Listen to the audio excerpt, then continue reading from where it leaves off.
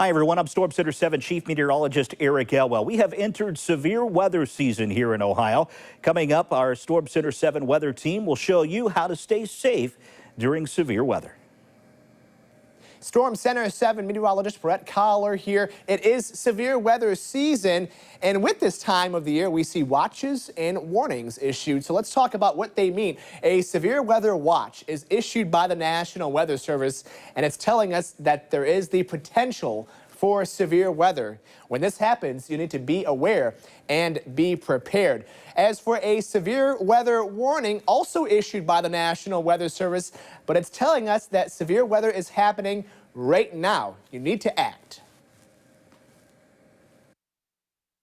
I'm Storm Center 7 meteorologist Kirsty Zontini. It's important during severe weather season to know what to do when a severe thunderstorm warning or tornado warning is issued. In particular, when we're under a tornado warning, think of the word duck. It may seem simple, but it's easy to remember where to go in whatever building you're in. So remember, D stands for down. Get down to the lowest level of the building or home that you're in. You get under something. It could be a workbench. It could be a table, something sturdy, preferably a staircase would be a great idea if you could get under that. C is cover your head, especially if you're with little ones. You could give them couch cushions. You can even put a bike helmet on them and keep yourself safe until the storm passes. Either the warning will expire or your local meteorologist will give you an all clear, but you want to make sure that you're staying in that safe place until you are in the clear.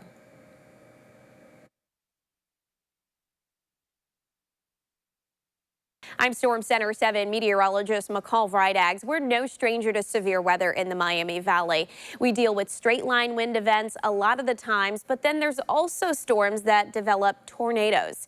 Now, they have a distinct difference when you're looking at damage. So I wanted to go through both of them individually and explain them to you. First up, we'll talk about tornadoes. Most of the time, what we see when tornadoes form is a strong upper level system that pushes in a cold front that creates an updraft, and we have a rotating column of air that spins and pulls the debris up towards it. What happens is when you have a storm system like this, it creates a path of damage that is usually scattered in nature, where we do see the debris lofted in all different directions, oftentimes up into the trees. I wanted to show you this is actually a tornado path, and this is interesting to take a look at. It not only shows you the direction that the tornado is going, but on either side of that tornado, the debris or the corn stalks in this situation are pointed in opposite directions. On the right side, it is moving with the storm, pointing towards the north and east. On the left side, it is pointing more towards the south and west.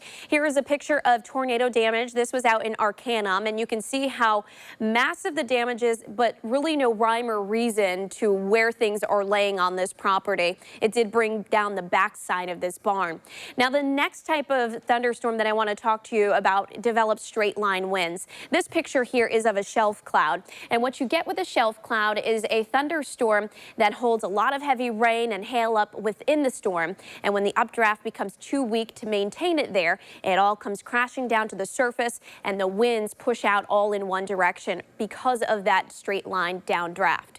As we look at the damage from straight line winds, you typically see the damage all in one direction and confined to the ground. Here's another example of straight line wind damage where you can see all of those telephone poles knocked down, again, all in one direction. An example of a straight line wind event was the derecho of 2012. We had winds that were up over 80 miles an hour.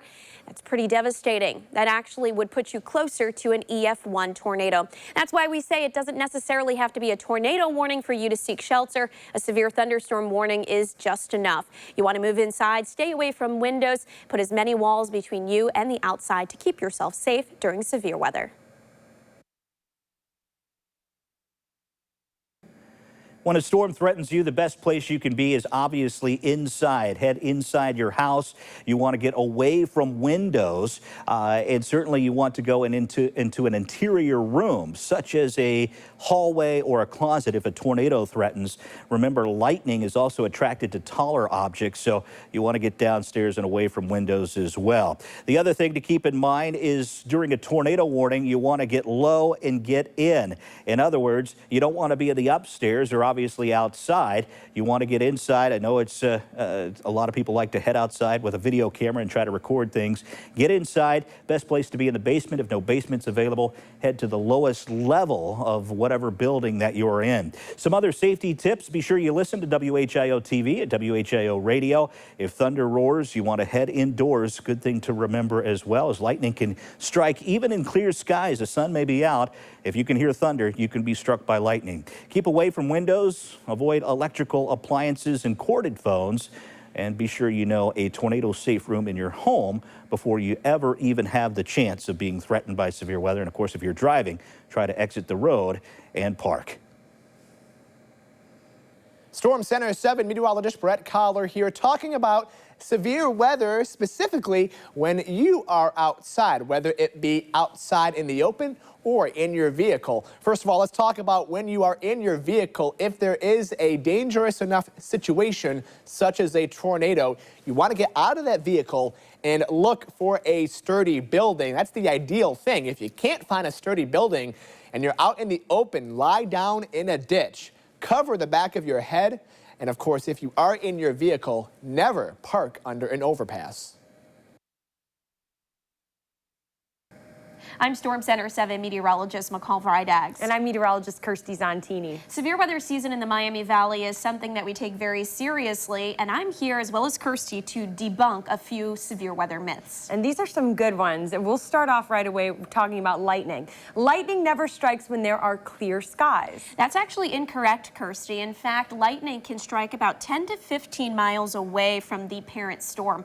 That's why we always say if you hear thunder, move indoors, because you are close enough to be struck by lightning. Here is our next myth. It's safe to drive a truck through floodwaters. Oof, that's a myth as well. Even though you might think your truck is the strongest thing out there, water can actually hide deeper spots in the roads like sinkholes. And keep in mind, it only takes a few feet of water to wash a car away. Our next myth here, you can see, is about hail. And a lot of people think that small-sized hail isn't something that you should fear.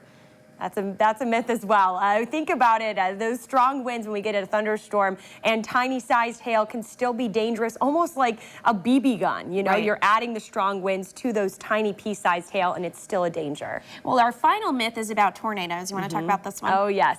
Cities are protected from tornadoes. Well, that's not true. We all know Xenia is a city, and it was struck by an EF5 tornado. A lot of damage there. They can develop anywhere where ingredients are there that a tornado could form within. Exactly. So you want to make sure that you're keeping yourself safe this severe weather season.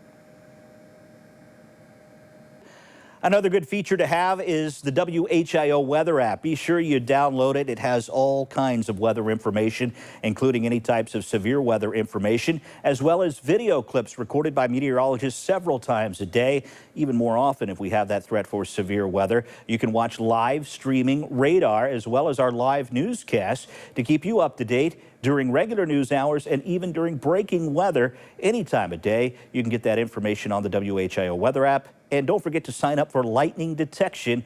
That weather app can alert you to warnings and lightning strikes even if the app is closed.